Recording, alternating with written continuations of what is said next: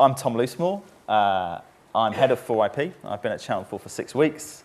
I've got a background in the web.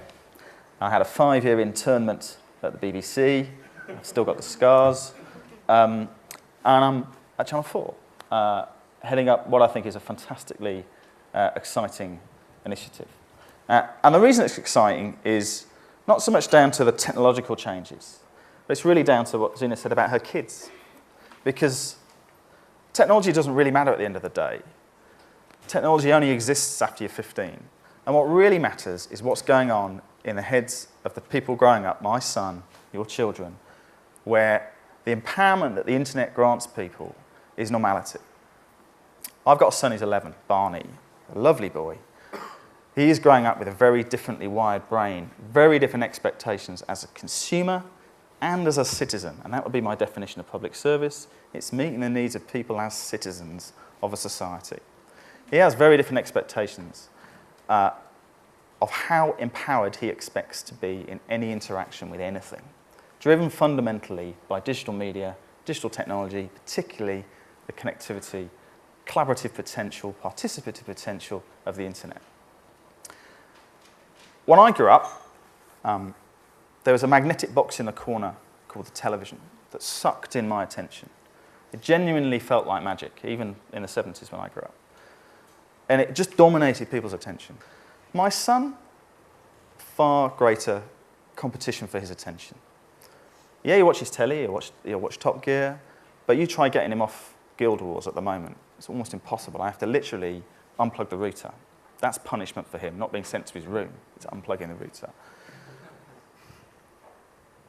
His expectation of being able to control things, being able to decide things, being able to influence things in a game, for example, as a metaphor, fundamentally different from mine. Uploading video of him designing an AK-47 in Lego, as he does, is not unusual. It's just not commentable. You wouldn't mention it to your dad. I only found out when I found out there's 25,000 people looked at it. 4IP is about delivering public outcomes around inspiring positive change in people's lives, making trouble for the public good, and doing things really innovatively and early around Channel 4's core purposes, cognizant of the world my son is growing up in. That's really what 4IP is about. And it's an experiment, as John said, to try a whole bunch of new different things, to try and support my son growing up as a citizen, so when he grows up, we have an ecosystem that strengthens him, as actually the BBC and Channel 4 strengthened me when I was growing up on television. The internet is going to break our government and public service system, and that's a good thing.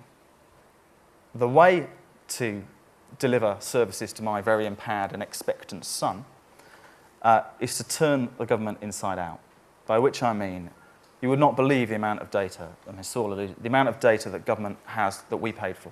Just look at Ordnance Survey this week, a publicly owned institution charging other publicly owned institutions for use of data that we all paid for.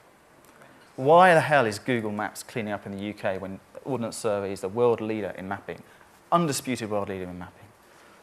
Let the data out, let entrepreneurship continue. I am so pleased that 4IP has at its core a freedom to support initiatives, support people, really early stage ideas, really pre-Saul, well pre-Saul ideas that are both sustainable in terms of the Wikipedia models, sort of volunteer-based, the My Society type stuff, and could make you a millionaire as well if you have a different model, if they deliver the same outcome.